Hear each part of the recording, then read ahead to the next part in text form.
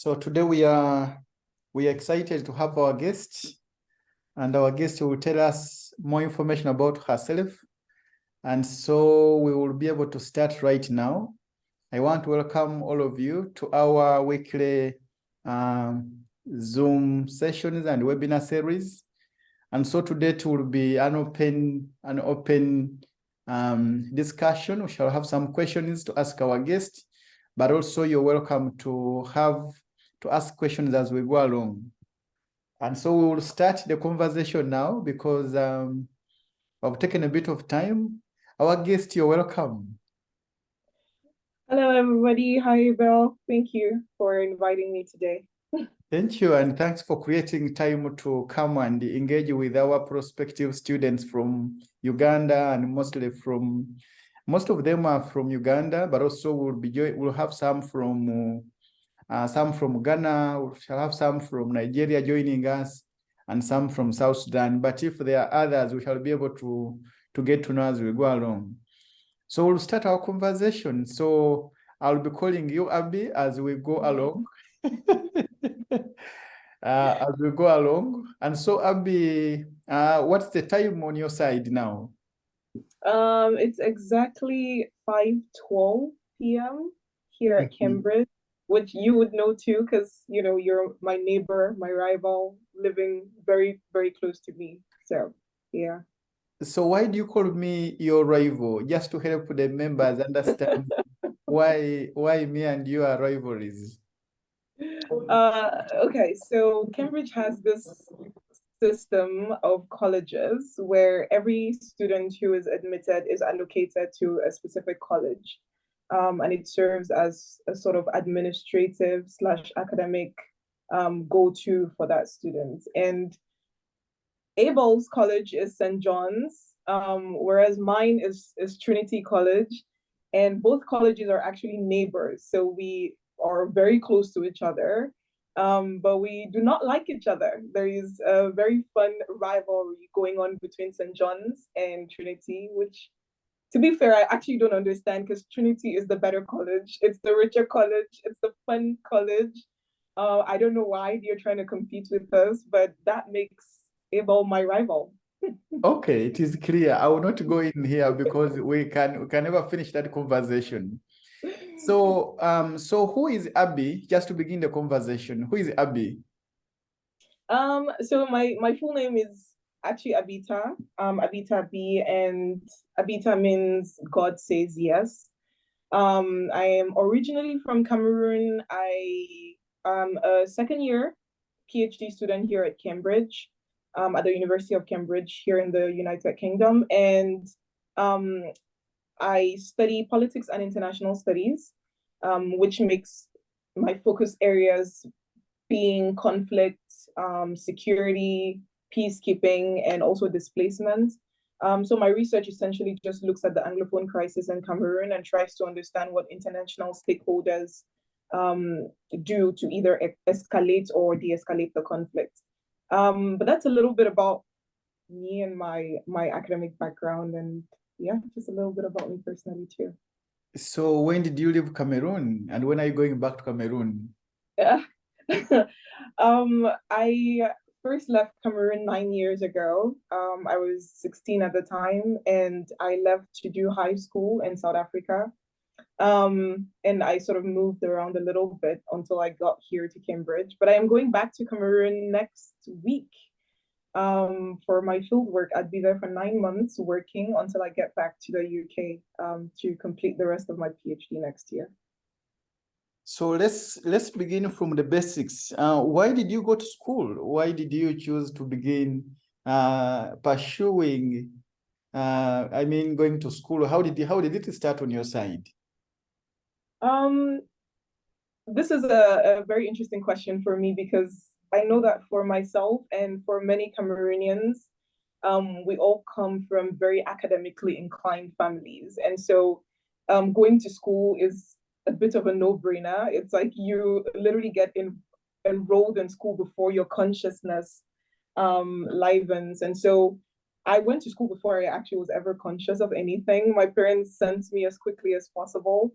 But I also come from a family that's just deeply rooted in values around academics and excellence in that sense. And so I think it was sort of instilled in me very earlier on, this love and passion for education, love and passion to be educated, but to also, teach and educate in ways that I possibly can. And I think that grew to the extent where I just continued up onto a PhD, and I thought, well, why not, see this through until the end. That's sort of my journey, but I do recognize that not everybody starts from the same space, actually given limited opportunities and limited values and limited accessibilities and just different families. I know that education is not always a given for people across the continent. And so I'm just very much aware of the privilege that comes with for me. Yeah, so great. Let's talk about international studies. So you begin your international studies from South Africa. Can you just take us briefly, how did it start? And how did you think of going for international studies? So I was actually at the time in a boarding school, stuck in a boarding school in Cameroon. I don't want to say stuck. It was actually, it was not that bad. But I was in a Catholic all-girls boarding school for secondary school and high school. And this high school in South Africa, it's a high school, but it's also a leadership program, an entrepreneurship school that sort of aims to develop the next generation of African leaders. It's a very big goal. And so they call themselves the African Leadership Academy. And so they came to my school, and they didn't actually come to my school. They sent posters to be put on the notice boards. And I ignored the posters like every other person does in school. Nobody really reads all the boring stuff. But my school principal at the time called me and she said, well, this is a really good opportunity. Why don't you think about applying? And at the time I was serving as, I don't know if you, like in Uganda or in your different African countries, you have what you would call head girls or like school prefects or student body presidents or chair lady, chairman. So I was that. I was the student body president at my school at the time until the principal called me, and I sort of did that. I applied. I did not think anything of it. I did not think it would really take me anywhere. But by the grace of God, it did. And so that took me to South Africa for 2 years to complete my high school education. After which I went back to Cameroon for a few months. I took a gap year. And then from there, I went to the US to do my undergrad at Michigan State University, completed 4 years, and then came to Cambridge for the MPhil for 9 months, and then moved on to the PhD. So that's interesting. So the school partly inspired and kick-started the journey for international studies in South Africa. And so let's talk about your undergrad journey to the US. So did somebody apply for you? How did you begin figuring out issues of personal statements and CV writing? Let's talk about that.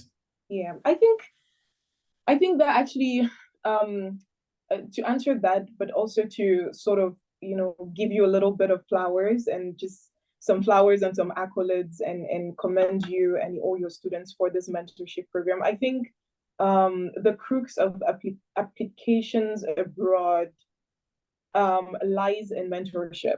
And I would not have been able to successfully complete any of these applications without the mentorship of my high school in South Africa. And so we had a very elaborate sort of pipeline for applications abroad, to the US, but also to other African countries and to European countries if you were willing.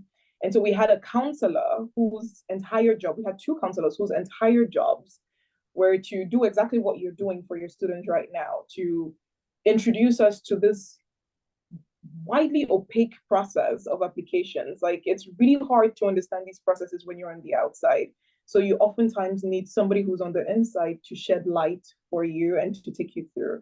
And so they did that for us. They, would read our essays, make us rewrite our essays over and over and over and over again until they met the basic requirements. They, sort of geared our academic progress toward scores that were desirable to the best universities. And it was also helpful that they sort of had partnership with different universities that would then take students from our school, a number of students every year. And so I think because of that, that introduced me to this world of international applications, and I was sort of able to just do that by myself after I went to undergrad. Yeah, interesting, and I'm happy to learn about that supportive ecosystem in South Africa, but also having a very deliberate effort by the school to have a counselor who exposes you to the outside world. That's very, very interesting. In Uganda, specifically, to say that hasn't really taken off, but it's something that we are kickstarting. We have done some research with my colleague. He's on the call. He's called Dan Musinguzi. So we are trying to push along that direction. We have also put up a network of all career mentors in the whole country. So we have one platform where we discuss from. The interest is to begin pushing that agenda such that the issues of mentorship, the issues of counseling, the issue of career choices to begin being mainstream at quite early stages in high school to begin with, such that our people get to understand the systems and process a bit early than when they begin facing essays at the later time and they are struggling with them. So let's try to look at your success in going to the US. And of course, already you've just told us that you had the essays and they could rewrite them and re-improve them. But somewhere you said you took on the initiative yourself. What did you attribute your success to? For example, to the US, let's begin from the US before we come to Cambridge later on. What do you attribute your success to, first of all? What do I attribute my success to in the US? I think first and foremost, because I'm Christian, I would say God. I know that there are certain things that occur in my life, and I just look at them and I'm like, everything sort of aligned at the right time in the right moment. And some people would attribute that to chance, but I attribute it to God, and I, don't necessarily believe in coincidences like that. So that for me is a really important part. I think, again, reiterating this idea of mentors, right? Whether it's the African Leadership Academy and the counselors, but also at Michigan State and undergrad, my professors who were always there willing to write recommendation letters to the different schools, who were willing to review my applications and, go through them with me over and over again. I would attribute it to my friends and family also, who were there for emotional and moral and mental, support, because these processes are so stressful. Like they are, they can drain the life out of you if you decide to take them quite seriously, right? And rejections, I want to clearly put that out there. Rejections are a normal part of the process, and you probably will get them more. You'll probably get more rejections than acceptances, and in those moments, it's imperative that you have community, that you have people who are looking out for you, that you have people who keep on reminding you of just how much you're worth and how much this doesn't, speak to your identity or your personality. And so I think surrounding yourself with a team of people who can provide for you, not only directly in ways that are directly relevant to your application, but also in other ways. I think that for me was what worked. And that is what I would always encourage other people to look forward to. I said that I championed my own application processes, but I know that it took a league to get me, across the board. Right. So let's now stretch and come to the big place, to University of Cambridge. Many of the members on the call are targeting University of Cambridge. So what is your advice to the team? And let's begin from the application process. What is your advice to the members here? So a few things. I actually have like a couple of things. I think first of all, if you're going to apply, it's good that you're talking about it now, because doing so as early as possible is the first most obvious advice, like being proactive about your process. I remember that when I applied for the PhD, when I had my first draft, like my first full application for the PhD, I had not even started the MPhil yet. So I literally spent the summer before the MPhil just working on my PhD applications, knowing that I only had 9 months of school before I needed to start looking for the next steps. And so being very proactive so that you can also get those recommendation letters early. There are some parts of the process that are not just reliant on you, but on other people, and they could be slower. And so getting those things early, I think that's one of the more important parts of the process. The second thing that I think I already said is being quite resilient, because rejection is not often personal.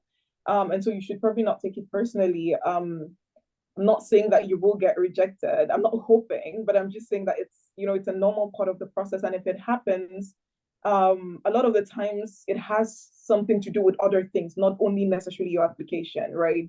There are a lot of politics that go on behind these admissions processes. And sometimes it's the fact that they know that they cannot fund you. So they would not even take you at the beginning. And so depending on where you're applying and how you're doing it, if you get a rejection, it doesn't necessarily speak to your application that bad.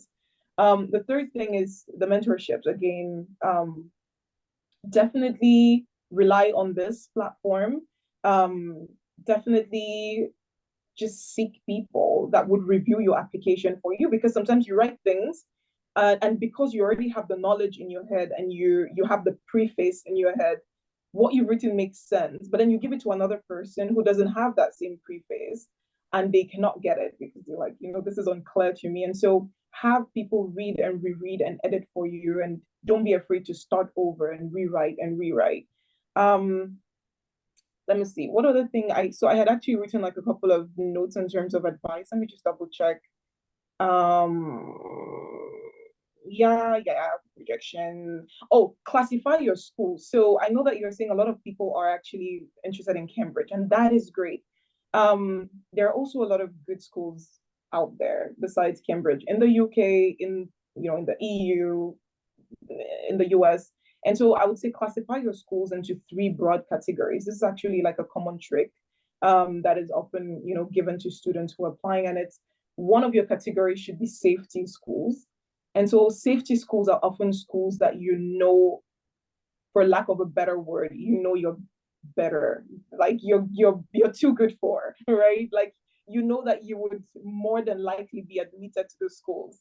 And that could possibly be because maybe your scores, maybe they tell you your minimum score should be a 70%, and that your scores are like 80, 90%. You look at the criteria of acceptance for the schools, and you realize I actually have all these things that the school wants, and you're like, they have a really high acceptance rate, and so there is a really good chance that I can get in. So have some of those schools on your list. That's your first category. The second category is match schools or target schools, which are schools that they're not as easy to get into like safety schools, but they're also not that hard.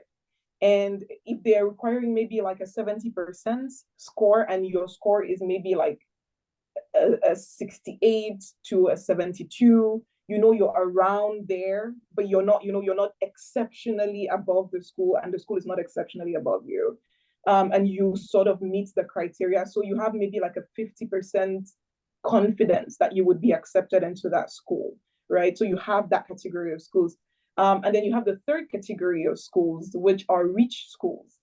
And those reach schools are maybe like the Cambridge and the Oxford and the Harvards, and they are the more prestigious schools with very small acceptance rates, which just means that the likelihood of getting accepted, even if you're really, really good, is very little, right? And so you have some of those schools. And so when you're doing your applications, depending on your resources and your accessibility, it's always important to have schools in those three categories, so that if the reach school doesn't work, at least you have maybe an acceptance from the target school.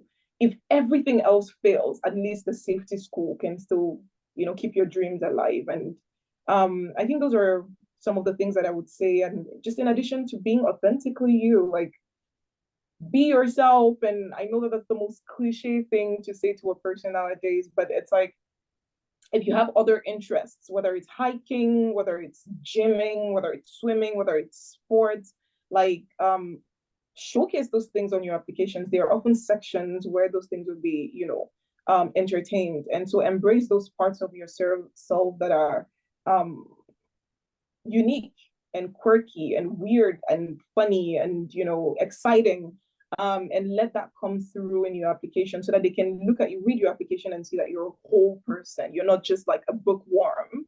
You have much more to contribute than just your intellect. Yeah, I would say those are some of the tips that I would give. And just have a theme throughout your application. If you say you're passionate about politics, every part of your application to some extent should be leading them toward that same theme, right? Like, don't say you're passionate about politics and in your first paragraph you write some political experience you have, and in your second paragraph you're writing, I don't know, something about medicine or engineering, and it's like, okay, nothing is coherent. So I think that's all the advice that I would say based on experience. Yeah, thank you so much for the great advice, Abby. But I want to pick your brain again on the issue of being coherent, and it sank quite very well. Could you elaborate more? For me, I picked it, but maybe to another member on the call, because it's a big message for this call. Yeah, no, absolutely. So being coherent is just about having one theme run through your entire application, right? So when you're applying to a specific degree, unless maybe you're doing an undergrad application in the US, which often leaves it much more open. But if you're applying for a postgraduate degree, especially in the UK, you're applying to a very specific niche sort of sector. And so you have to align all your experiences, your work experiences, all your volunteering, all your academic achievements that you would be celebrating in your application process. All of those things should be contributing to show that you are good enough for that sector, that you are ready to be taken in and to thrive in that niche. Right? So have one theme that runs through your entire application process. They should be able to look at your application and see a single competent person for that specific discipline that they are admitting you into. They shouldn't look at your application and see, a person who's all over the place with no, with no sense of purpose or sense of passion or sense of direction. So pick one or two key themes that you want them to see. Who are you, and what is the part of you want to portray? And then just make sure that every single word reinforces that theme. I think that's what I meant by coherence. Yeah, and thank you so much. You've hit on very important aspects there, but let's try to narrow down. The fact is, through the mentorship programs, we come across a number of students who haven't fully defined what they want to do. Actually, one of them, I was trying to have a mentorship session with her last week. And so I said, okay, let's try to visualize 17 years from now. That's like 2040. She told me, no, I'm a short-sighted person. Let me just visualize 2 years from now. You're just stressing me. Don't take me far. I just want to visualize 2 years, and after the 2 years, I will again visualize myself for the 2 years. And then another one told me, actually this one called me yesterday at around 9 p.m. Ugandan time, and she said, I finished my master's. I don't know what to do next. But I feel I should do something. I have done all I wanted to do, but I have time on me, and I feel I should do something, but I don't know what to do. Now, that caught my attention, and I said today I will ask you, how did you narrow down to the course you are doing? What inspired you? Just try to paint that picture and we see. Yeah. So that's actually interesting because I feel like your students a lot of the time, right? I am literally here like, what do I want to do with my life in the next after my PhD? For I don't know, like I don't know if I want to be in academia or I want to, but I think there's a difference between knowing the exact steps that you want to undertake, the exact future steps that you want to undertake. So saying, I want to have this specific job and do this specific thing. There's a difference between that and just understanding your purpose and hanging on to that purpose and then figuring out whatever to do to align to that purpose. Like whatever you do in one way or the other, figuring out how that can then align to that purpose, if that makes sense. And I think for me, so yeah, this is a very reflective process for me. And I think applications sort of do that a little bit. Applications, when you're doing them, they force you to reflect on what your purpose is and what you want to do, right? That's one, I think, benefit of applications. Even if you get rejected, you're forced to confront yourself in that way. And when I did my applications, I was forced to confront myself in that way because I couldn't just be applying to any random degree and saying, I don't know, this is post-grad. Like you can't be applying for a PhD and you don't know exactly what it is that you want to study or how exactly you want to undertake that, right? And so I had to reflect a little bit and I asked myself, well, why, what first of all do I want to do? And why do I want to do what I want to do? And there is a good saying that my friend has, and he keeps on telling me, and everybody who cares to listen, that if you want to understand your purpose, just look back at your track record and you would see that there are some key things that just stand out, right? You would see that you're often drawn to some key things. And it doesn't have to be academic things. It could be a sport. It could be you're always drawn to something. And then you can make a purpose out of that thing, right? So it would stand out to you if you look back. And so I sort of tried to look back. And I would take it all the way back. And I've told the story multiple times, but my story starts like when I was about 8 years old. And when I was much younger at that age, I often would run for every single election that any election wants to pass. Abii-Tah is always running for that election, right? And so there was the election for the head girl of my primary school. And I was really excited that, I wanted to run for it. And I did run for it. And on the day of the election, when votes were happening and everything was happening, my one of my teachers, who at the time he was a child predator. He pretty much was a child predator. And so he would often like try to sexually harass like little students in school. And so he had tried to make moves on me at that age, right? And because I had resisted him and reported him, when I went through that election, he was also the class master. And so he single-handedly like ejected me from the process of the vote, right? Which meant that he took me out of the election and I couldn't actually participate in that sense.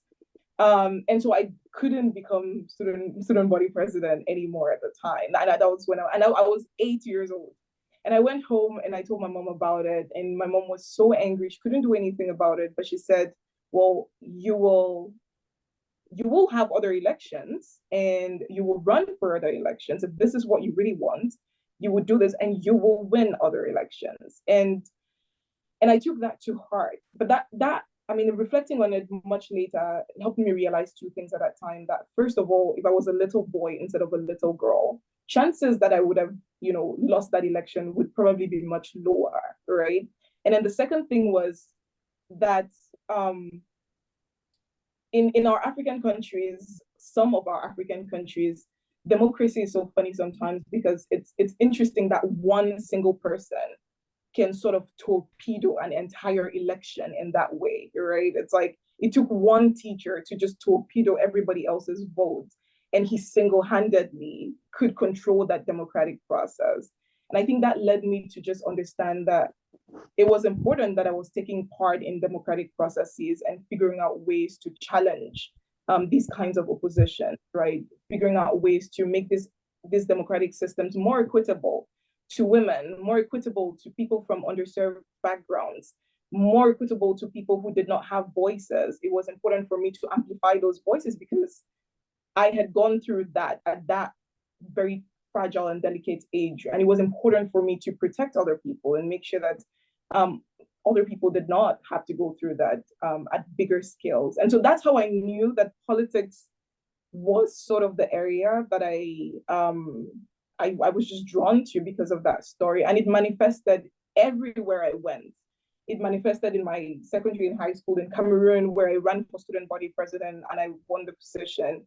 It manifested in my high school in South Africa, the African Leadership Academy, where I ran for student body president and got the position.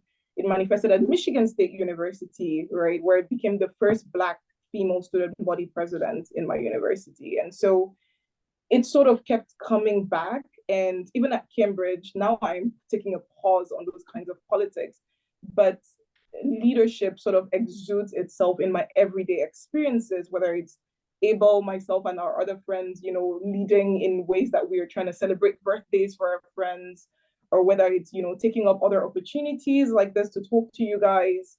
And so I think that was how I was able to narrow things down, because I understood my purpose and I had to ask myself, why am I doing what I'm doing? And it took me back to that story, and it took me back to the vision that I want to create for my world, and it took me back to the ways that I want to serve and protect people around me. So I think these are really introspective things to ask yourself too.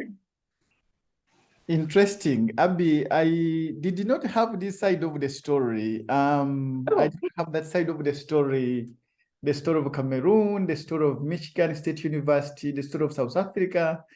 I did not know.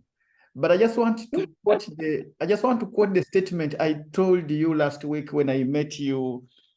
And I think when I texted, when we were texting, I think this week, I echoed it. I said that you have a lot of vibe. I said that you're going to move Africa. I said that you're on top of the game. Do you remember those words? I do. Abel, you're also Do you remember them? I do. I appreciate that. Yeah. For me, and I see leadership. I see charisma. I see leadership, and yeah. Okay, so let's get back to the application process, because that story cannot end now. So, what do you regret in some of your applications, the previous applications? What do you regret and say, oh, I wish I had done this. I wish I had done this. I've actually tried to reflect on some of my regrets, and it might sound a little bit presumptuous, but I don't feel like I have any, right? I think because everything ended up working out eventually. And it's not like I did not make mistakes along the way. When I did my undergrad applications, when I was in high school in South Africa and I did my undergrad applications, I applied to 10 schools with all the mentorship I was telling you that my school was providing. I applied to 10 schools and got rejected from all 10 schools. So I literally had to go back to Cameroon and, you know, take a gap year, like a forced gap year. But then I had to redo my own applications in that year, and, you know, eventually was successful. But all of that in very funny ways led to where I am today in Cambridge. Because if I did not take that gap year, I took that gap year and I hated the fact that I had to take it when all my other friends were going abroad. But I took that opportunity to work, to do internships, you know, to get opportunities and work experience, which gave me the opportunity to hit the ground running when I went to Michigan State, gave me the confidence that I had in Michigan State to achieve the things that I achieved.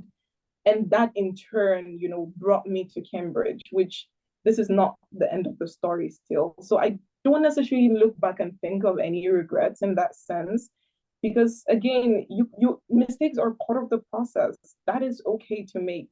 And things will fix themselves eventually if you give them a chance, and if you keep at it. You just need one acceptance, even if you get 20 rejections. And even if you don't get that acceptance, you make the best with where you're at, and then you try again when you've improved, right?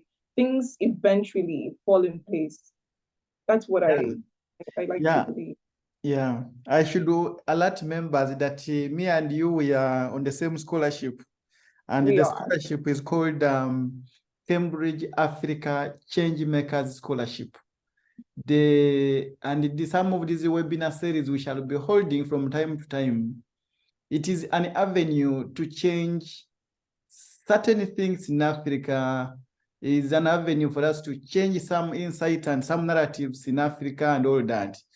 And so I just want to encourage members that these stories are to inspire you, but also to encourage you and motivate you to dive deeper. So Abii, there are questions now from the chat. And my colleague says, my colleague Danny Musinguzi, whom I told you, whom I quoted earlier on, Musinguzi is the one who introduced me to this life of mentoring people and inspiring people very aggressively. He helped me to reshape my personal statements, to reshape my CVs. Like I told you, in Uganda, the aspect of counseling and mentorship is not well grown and well developed. And so when somebody gives you, okay, you hardly get somebody to review for you the work.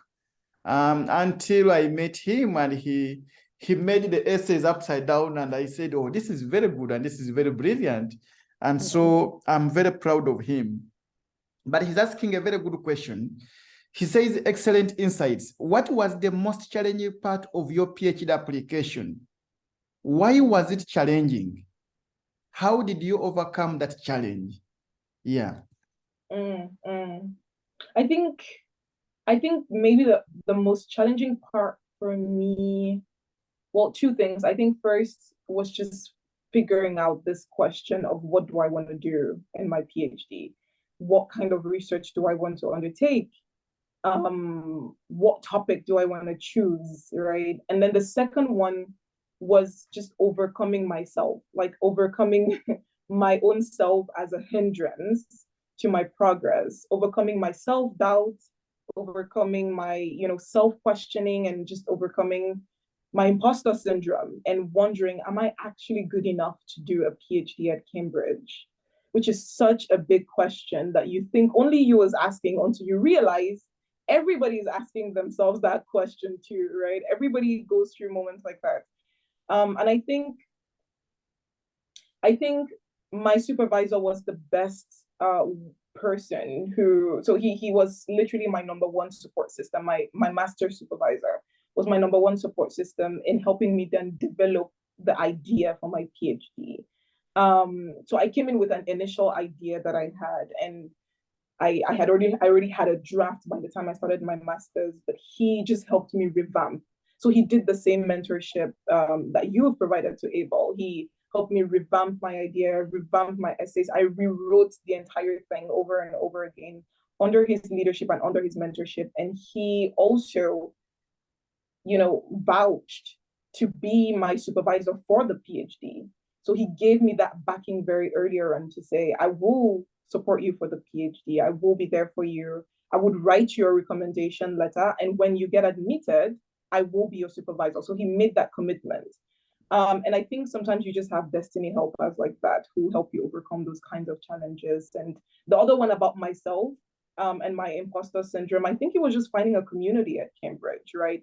Finding like-minded people. At the time, I did not know Abel, but my friends at the time, talking to them about these fears and expressing these things and not being ashamed to express that I actually don't know if I'm good enough for this, and realizing we're all going through it together. We're all just striving together. We're all just trying to make the best out of our futures as young people, as young, confused people in the academic system, and then providing each other with that support, I think, was helpful.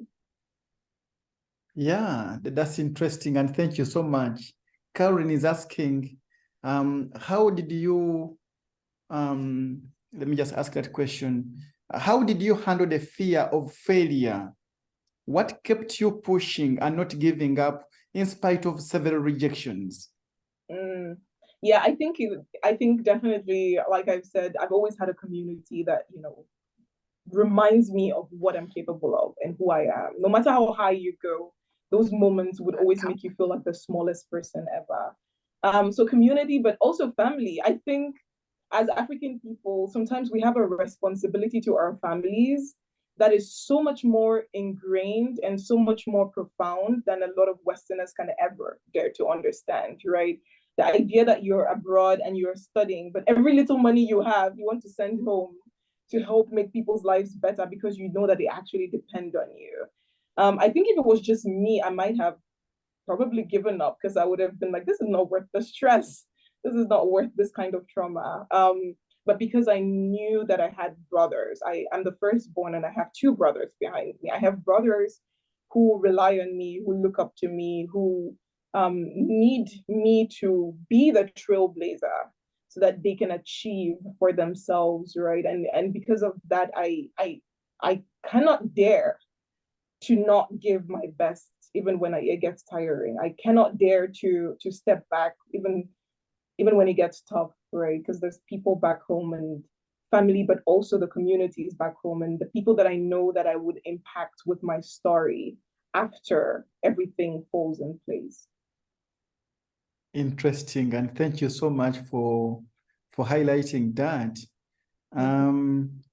Brenda is asking whether we have okay. When I said the Cambridge Africa Changemaker Scholarship, a colleague asked what if it's available at master's level. I told them that's the MasterCard Foundation program. And then Brenda is asking that, thank you so much, Mr. Abel. Is that scholarship available in the US as well? Abii, can you comment on that? Do we have the Cambridge Changemaker Scholarship in the US? Just comment about that. No, so the Cambridge Africa Changemakers is specific to Cambridge University here in the UK. But if you're applying to the US, MasterCard actually has partnerships across the globe. So some of their schools include, Cambridge and Oxford here in the UK, but they also include the African Leadership Academy, which I did high school at in South Africa. There's the African Institute, the American Institute, something in Kenya. There are a lot of US schools too, but also Canadian schools that they are partnered with. So MasterCard actually has its tentacles across the globe. I would go and look at the different schools that they are currently affiliated with in the US, and I would sort of look into those applications. And American applications, there are other scholarships that you can look into for the US too. I know that if you're doing graduate programs, there are things like the Knight Hennessy at Stanford University. There is like some really good scholarships at Notre Dame also. So these things they actually exist. Some schools also, my brother goes to the US now for undergrad at Michigan State, and the university provides funding for him. So it's not like a third-party scholarship, but the university actually provides that kind of funding. So it's just really about doing the research and reaching out to admissions offices sometimes and asking, like, I don't necessarily see any available scholarships on your website. I'm an international student, but I'm deeply passionate and interested in your prestigious institution. Would you be willing to direct me to possible funding opportunities? And sometimes they are very happy to help.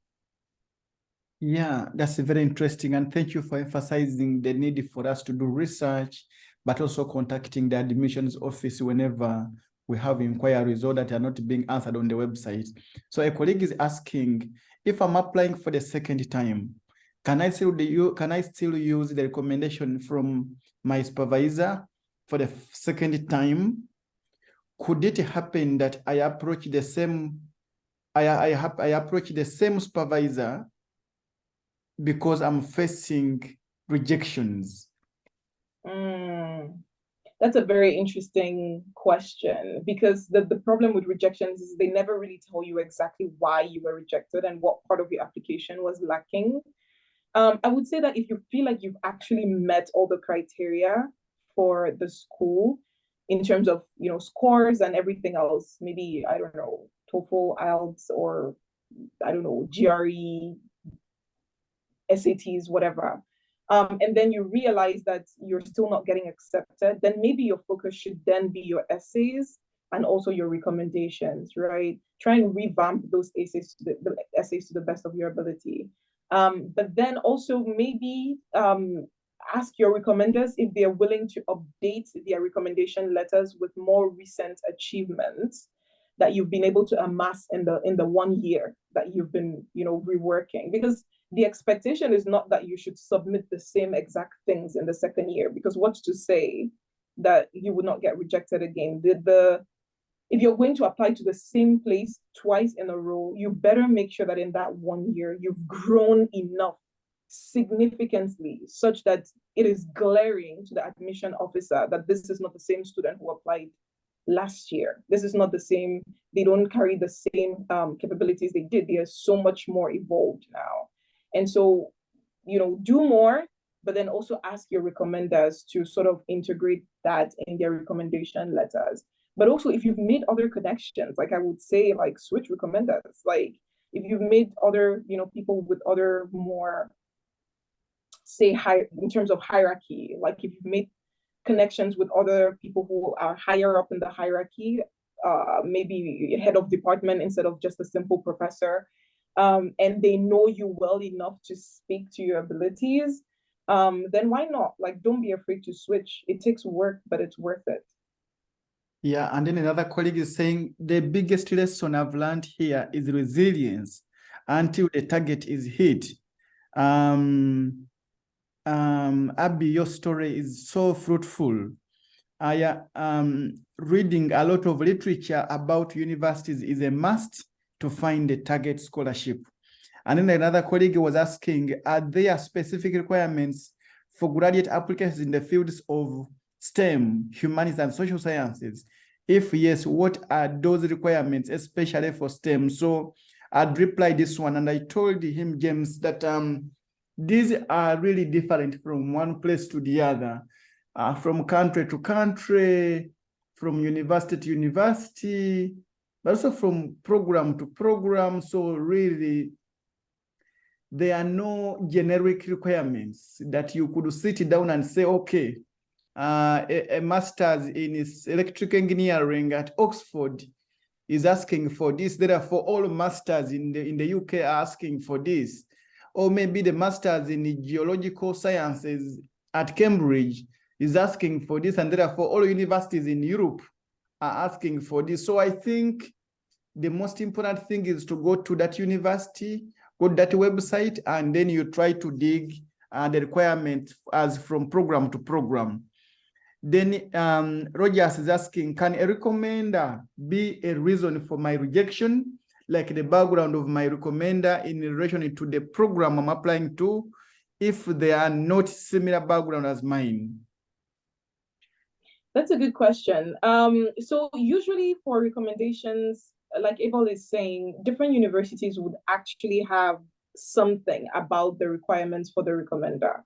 So when you're reading the website, read between the lines and like read the fine print, because most of the universities I've had to apply to would give you like very specific requirements. They would say things like, have people who have taught you in class, like who have actually been your professors in class. And this is just one kind of requirement.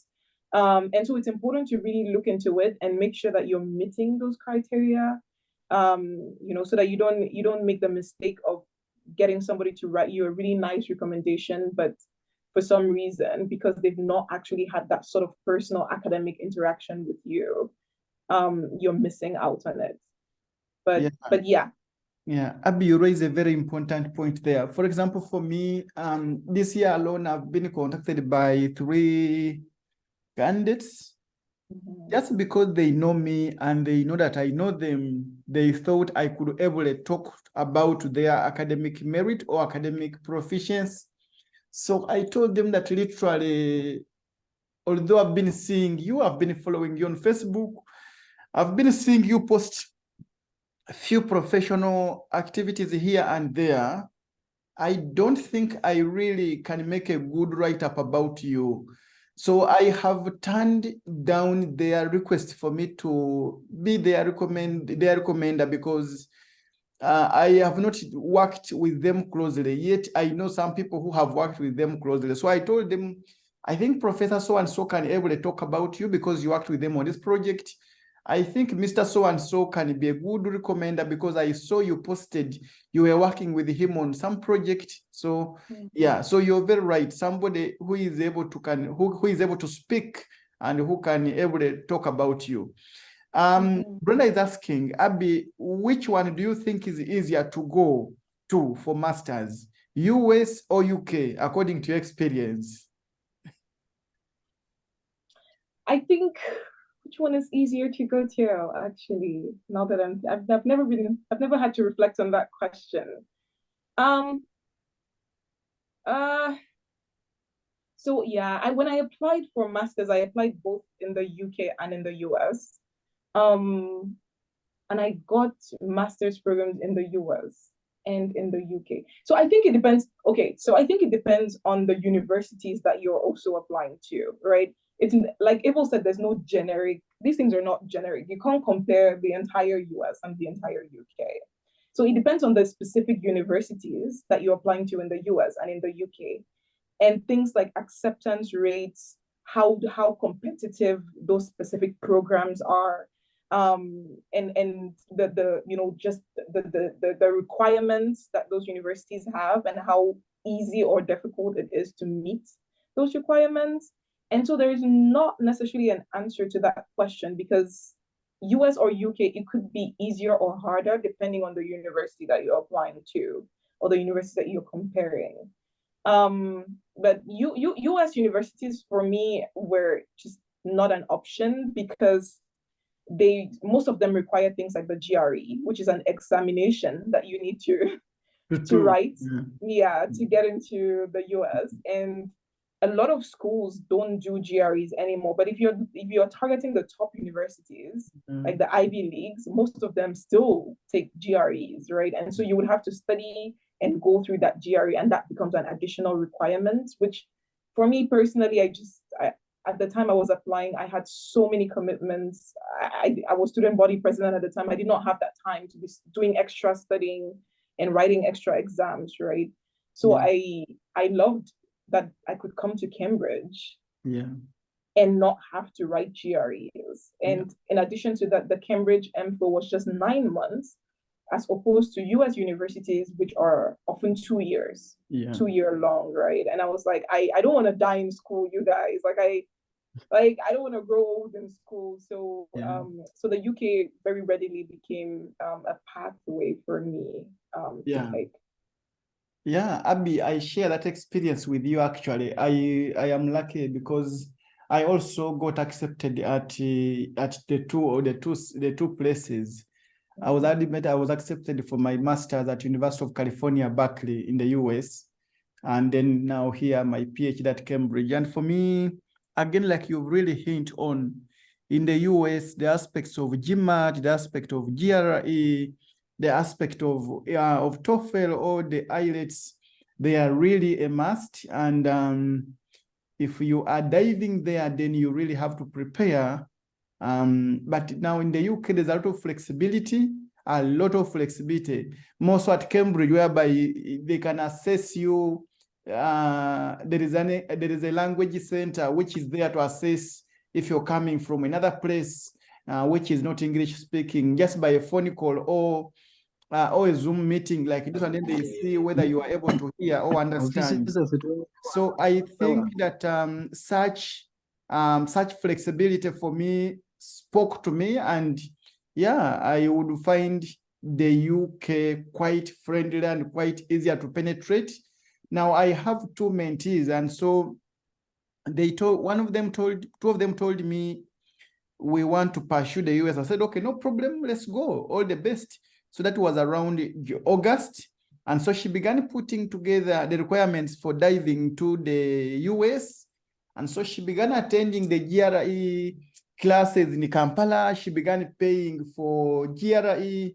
And I think 2 months down the road, she got to me last week and she said, I think I won't handle. There are many requirements, and the things are quite hard for me. I want to now pursue UK. I said, okay, all the best. Life is about making choices and making decisions as you navigate through.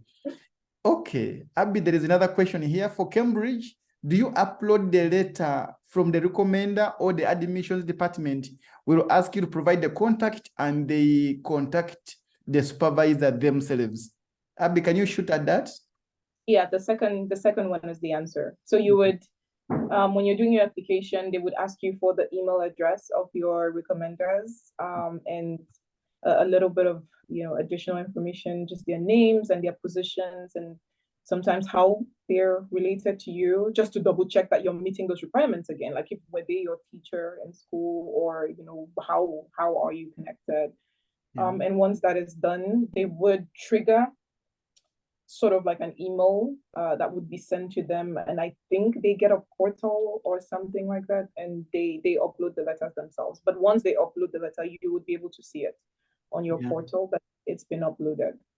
Yeah, and at the time when you're filling in, the Cambridge system asks you whether you want to send for them that request now, or you think you can send it for them later. Because what happens is, you may put the name of Abel there, but you haven't discussed with them. So you have to, first of all, maybe you can put their details there, and then you don't trigger the email. So you go and first of all brief them and say, you know what, I am requesting that you be my referee. And when they accept, you tell them that you expect an email soon, one of these days. And so you can now go in the system and you trigger, and then the email will go.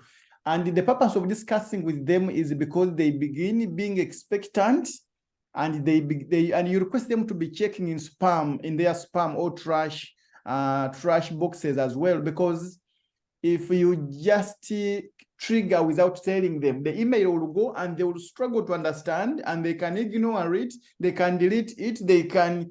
So once you discuss with them, it becomes easier, and I highly recommend that. So Abii, as we get towards the end, somebody says some recommenders don't have university personalized emails. Is it okay to share Gmail as well? Secondly, can I use a recommender from a different university, not where I completed from? Abii, can you shoot at that? Yeah, so I would double check with the admissions office regarding Gmail, because I know that normally there is an expected, and I know this because I also mentor students, right? And I mentored a student who struggled because his school did not have an official email. This is Cameroon. Everybody uses Gmail. His school did not have an official email. And the university wanted an official email to be able to prove that this is not just a random person who is sending, the email. And so we had to go back and forth with the admissions office, and the admission officer then said that the alternative to that would be that the school recommender writes the recommendation and then uses the school stamp and stamps the recommendation, the physical copy, and that was required to be mailed to the school, like the physical copies, right? And this was just one instance. The other instances, some of the schools did not mind Gmail. Like they all took the Gmail address that was given. Most of them actually were open to using Gmail and accepting that. It was just that one school that was so specific, which is funny and ironic because he ended up getting into the school and getting scholarship, and now he's at that one school that made his life so difficult, right? And so it's just about use Gmail. Honestly, use Gmail, and if Gmail is not, if the university sees that they don't requiring it like that, a lot of the times they would reach out and say, thank you for your submission, but is there a way that you can use a more formal email address? Like they would usually, because you've submitted what you're required to submit. So that's my answer to the first question. The second question, what was the second question again? Can I just check? It was, can I use another recommender from another university to recommend me? Yeah, so I think that's fine as long as they have taught you. Like as long as if you're going to give an academic recommendation, this person has to have had academic engagement with you, right? And oftentimes it is your professor. So say, for instance, you're going to an undergraduate university, and maybe now you go and do an exchange program at another university, and you meet another professor there who gets to know you really well. That professor can write because they've had that academic experience with you, even though they're from another university. But what cannot happen is if you are you're requiring an academic letter, and you just ask, another professor in another university who has never educated you for one day in class, or he has never supervised you, or you've never worked on an academic project with, you've never done research with, and just because they're there, you just ask them to write. I think that would be might be a bit of a bullet in your own foot, yeah. Unless your university is not very specific about those requirements. Like I would always go for somebody who has that strong academic engagement and can really speak to your work. Yeah, I totally agree. And for me, I also faced it. I think it was at California, Berkeley. Now, for me, I knew my Ugandan supervisor. He doesn't like using the university email. I knew him. So he preferred using the Gmail because it was always near him, or on his phone. He could easily access it. The one for the university required him to be in a stable place, go into his system before he logs in.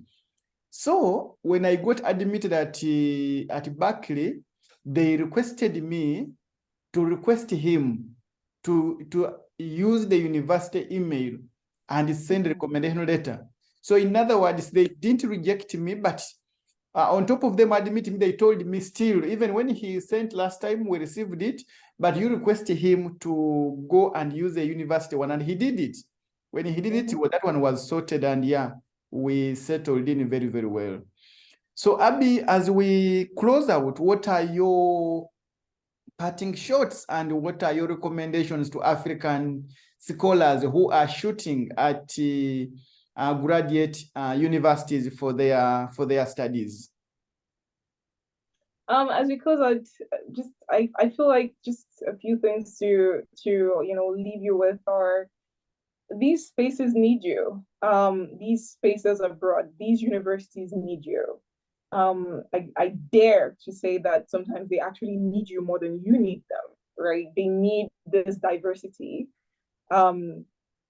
to enrich the experiences of their students. They need this diversity that you bring to also for funding opportunities for them too. Like it looks good on them if they have more international students in their universities.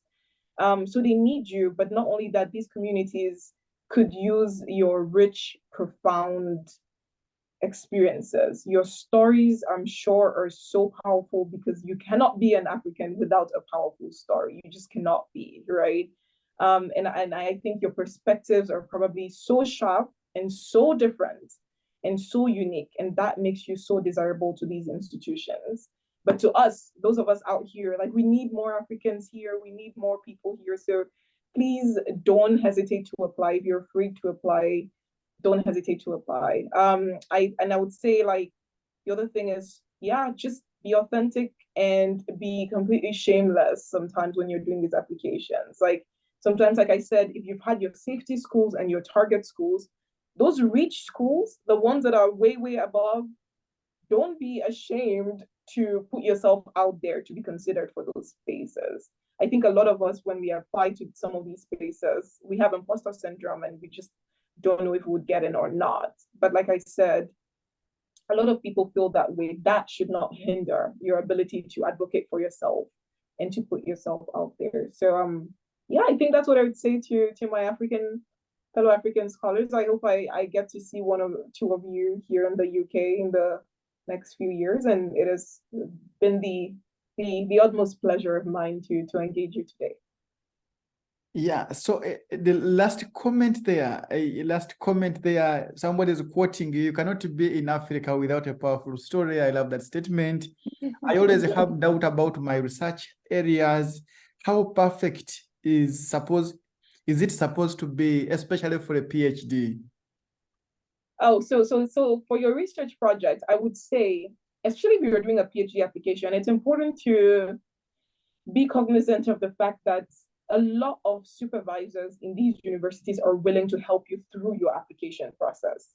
I think that's one thing that we miss out on, one opportunity that we miss out on. We don't realize that if you're actually going through your application, you can contact a supervisor, a potential supervisor, somebody you want, somebody you've researched, you've read up on his work, and his work is similar to yours, and you think this would be a good mentor if you get into the PhD. You can contact them way in advance and say, hey, it's been such a wonderful, opportunity to read your work.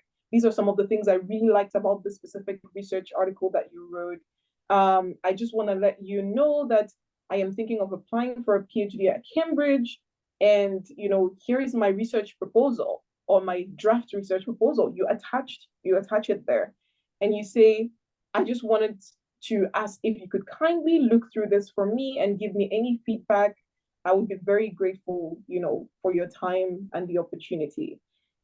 Send that to all the supervisors that you're planning to work with at the different universities. And like I told you, when I applied to Cambridge, my supervisor worked with me through my proposal. I had other supervisors when I was applying to PhDs in other universities who also responded and actually worked with me. Not all of them would respond, but you have the opportunity to have them really look at these things and make those things.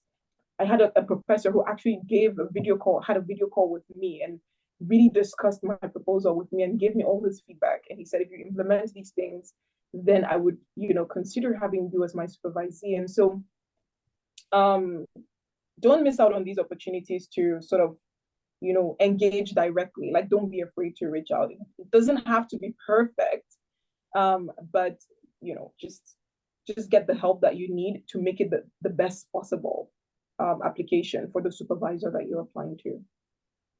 Yeah, Abii, thank you so much. We will have you next time again. I can see very many people appreciating and they are grateful. We will have another time with you, Abii. Abii, thanks for your time and safe travels to Cameroon and all the best in your PhD. Thank you so much, Abel. Have a wonderful rest of your evening, and bye, everybody.